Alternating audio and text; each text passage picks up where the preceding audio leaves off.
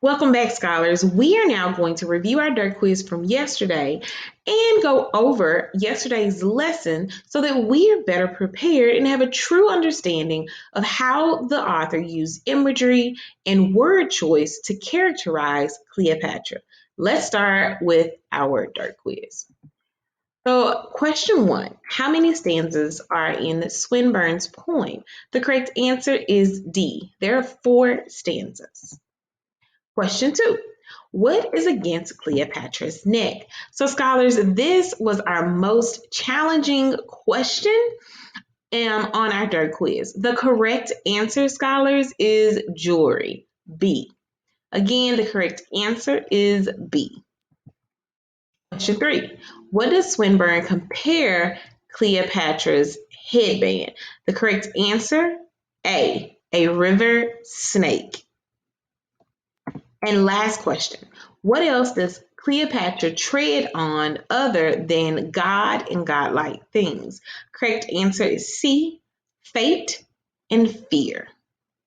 Again, scholars, the answers are one for question one, D, question two, B, question three, A, and question four, C. We're moving. So for today's lesson, scholars, you will need your excerpt from Cleopatra, a sheet of paper, pencil, and a distraction-free location. Now, if you have questions, because today is an exit ticket day, you will be preparing an ACE paragraph. If you have questions, visit us in our office hours at 2:15. We are there to help you understand so that you can do really well on your ACE paragraph.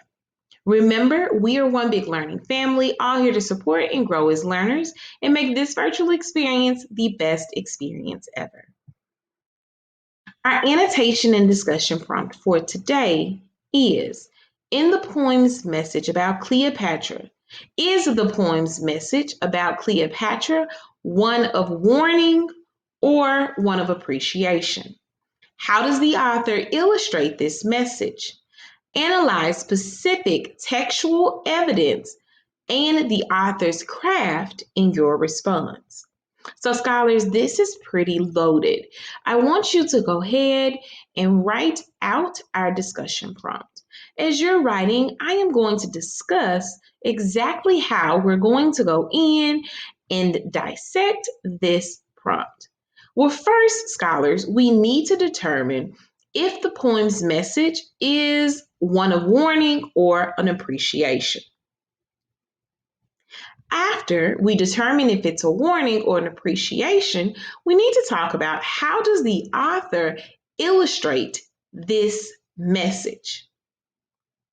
Now, the way we're going to answer how the author illustrates the message is by talking and giving specific evidence and talking and discussing the author's craft. Now, what's the author's craft? The author's craft is how the author used imagery and the author's word choice. So, as we answer this, we're going to go in and determine if the author's use of imagery and word choice was to warn or to give appreciation about Cleopatra. Give you a few more seconds. Make sure you have this discussion prompt written on your notes.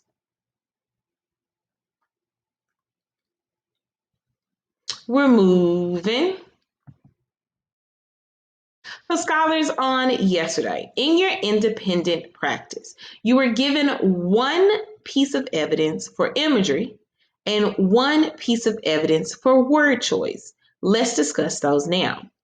For imagery, we had, shall she not have the hearts of us to shatter, and the loves therein to shred?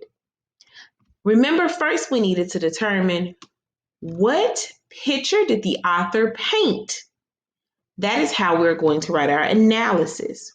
I wrote that mentions positive words such as hearts and love, but then he pairs them with dark action verbs such as shatter and shred.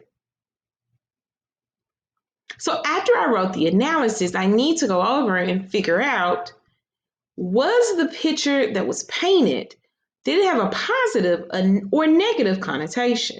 I wrote the following: negative.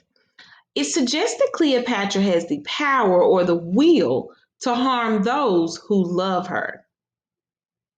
So again, the evidence was, shall she not have the hearts of us to shatter, and the loves therein to shred?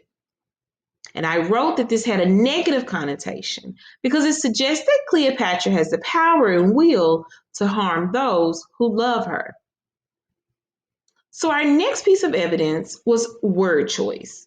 Now, word choice, when we analyze it, we had to look for synonyms that best support the words that the author used, then determine if those words had a positive or negative connotation when characterizing Cleopatra.